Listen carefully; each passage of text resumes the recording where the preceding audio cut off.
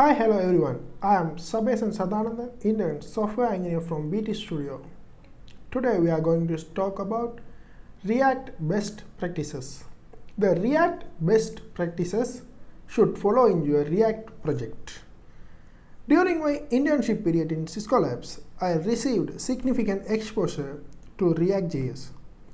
For our project, we used React.js and we followed React best practices. What is React.js? React.js is a JavaScript library for developing user interfaces. React library was created by Facebook. React allows for integrations with many existing components, libraries, and frameworks. Admittedly, developers can make their own components. Next, we are moving to the best practices. A true React warrior follow proper best practices. Before the best practices, I would suggest test-driven development when you develop a React application. Test-driven developments mean write a test first and then develop your code according to the test. It is easier to identify the bugs. If you follow another software development process, when you find a bug, write the test first.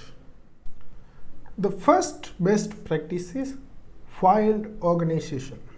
Filed organization is not only the best practice for React applications, but also it is the best for other applications as well. The file structure of Create React app is one possible way of organizing your React files. While there is not necessarily one file structure that is better than another, it's important to keep your file organized. In React, your file structure will grow rapidly considering every component has at least one file associated with it. Keep an asset folder that contains top-level CSS, images, and font files. Maintain a helper folder to put other files of any kind of files for functionality. Keep all the files related to a component into one folder. Usually, the component folder contains more than a single component file, such as test file, CSS, and one or more component files. If there is any minor components used by particular component only, better to keep those all small components in the component folder. When you keep your large components in their own folder and the small components that are used by the components are in subfolder, it's easier to understand the file hierarchy. Developers mainly name the main components file index file inside the file index.js. This becomes cumbersome to navigate once to have several files, all names as index.js. The solution for this to add package.json file each of your component folder, set the main entry point for this corresponding folder. Adding package.json to each folder is not a good practice, but it helps to easily handle your files. When you use Redux in your project, you can use Rails styles or domain styles or Duckster patterns for the structure according to your project. In Rails style patterns, separate folders are used for actions, constants, reducers, containers, and components. In domain style patterns, separate folders are used for future or domain, possibly with subfolders for file type. In Dux, pattern is similar to domain style, but it explicitly ties together actions and reducers, often by defining them in the same file. However, folder structure could be something developers wish, but there should be an easy way to handle components. React says it doesn't have opinion on how you put files into folder. Yeah, Dan Abramov tweeted a solution for this. Here's the solution. Move files around until it's feel right. This is not a joke. Yes, this is not a joke. Exactly what should you do? You should move files around until feel right. Best practice is tiny and functional components. As we all know, React will work with large components, but if we break them into small sizes, we can reuse them. Small components are easier to test, read, maintain, and reuse. Most beginners in React create class components even when they are using component state or lifecycle methods. Functional components are more efficient for simple components. Advantages of using functional components: less code, easier to understand, stateless, easier to test. There is no this binding, easier to extract small components. When you are using functional component, you have no control over the re-rendering process. When something changes or even component changes itself, React will re-render functional components. In former React versions have solution to use React Pure Component. Pure components allow shallow props and state comparison. When props or content of the component or component itself change, component will re-render. Otherwise, pure component skip re-render and reuse the last re-rendered result instant. After React version 16.6, React introduced a new feature that was Memo. Memo shallowly compare props. When props or content of the component or component itself change, component will re-render. Based on the comparison, React will either reuse the last re-rendered result or re-render. Memo allows you to create an uniterated functional component. Memo obliterates the use of stateful component and pure component.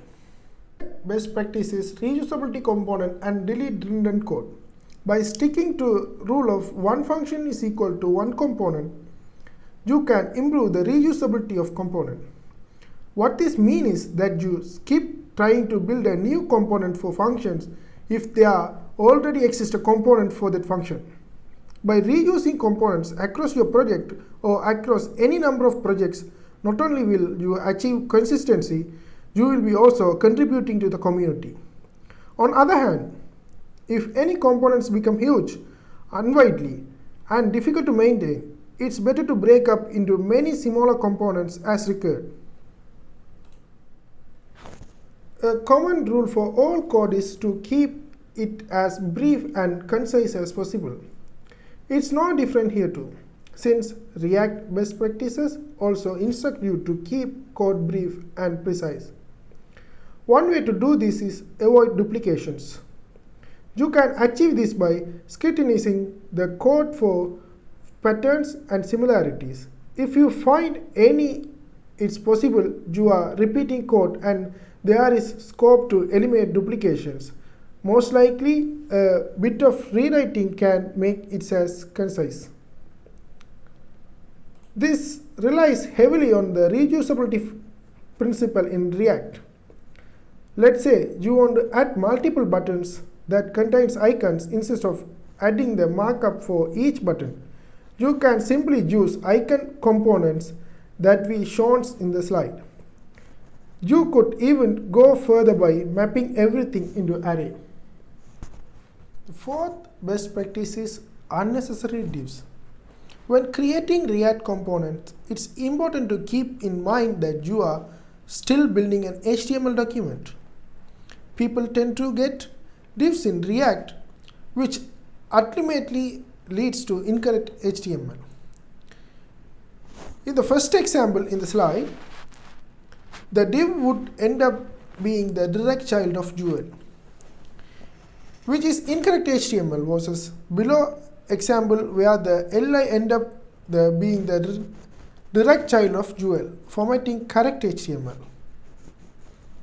Or we can choose another approach, that React fragment tags. React fragment was introduced in React version 16.2. We can use them instead of extraneous div tags. Best practices understand to handle this. Since functional components don't require this binding, you will want to use them whenever possible. But if you are using E6 classes, you will want to bind this manually, since React doesn't auto-bind the functions within that components. Here we want to show some examples. First, the example is bind in render. Here we achieve this bind in render from here. This way is clear, sufficient and works, but is cause slightly performance issue because a new function is going to be called every time this component's re-render, which could be frequent. The next example is arrow functions in render. We achieve this from here. This way is clear, consistent, like example number 1, but example 1 will create a new functions every time this component renders. The third example is bind in constructor. Here we achieve that one in this line. This way is going to solve the potential performance issue of example 1 and 2. Don't forget to call super in the construction. The fourth example is arrow function in class property. Here we achieve that one in these lines.